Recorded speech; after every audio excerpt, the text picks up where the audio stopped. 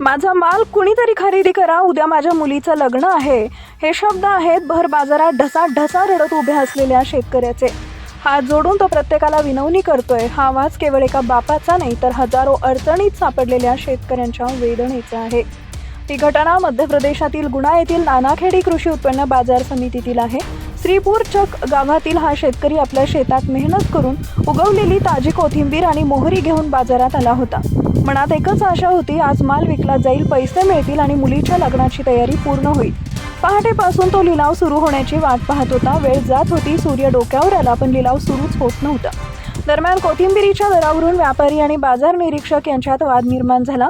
एका व्यापाऱ्यानं प्रति क्विंटल 5,700 देण्याची तयारी दाखवली होती, पण पावतीवर 5,400 रुपये दर नोंदवण्यात आल्याचा आरोप झाला.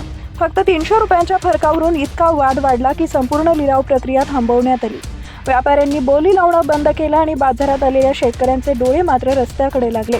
याच गर्दीत तो बाप उभा होता, ज्याच्या मुलीचं लग्न दुसऱ्या दिवशी होतं. वेळ निघून जात होती आणि त्याच्या आयुष्याची सर्वात मोठी जबाबदारी पूर्ण करण्यासाठी पैसे मात्र हातात येत नव्हते. अखेर तो भर बाजारात रडू लागला. डोळ्यातून अश्रू वाहत होते, आवाज कापत होता आणि तो म्हणत होता, माझा शेतमाल खरेदी करा, उद्या माझ्या मुलीचं लग्न आहे, मला घरी जायचंय. तो क्षण पाहून बाजारातील अनेक लोक सुन्न झाली. एका बापाची असहाय्यता आणि त्या शेतकऱ्याच्या आयुष्यातील कठोर वास्तव त्या क्षणी सगळ्यांच्या डोळ्यासमोर उभं राहिलं. शेती करून देशाला अन्न देणारा शेतकरी, पण स्वतःच्या मुलीच्या लग्नासाठीही त्याला अशी अर्थविलावणी करावी लागते. हीच आपल्या व्यवस्थेची सर्वात मोठी शोकांतिका आहे.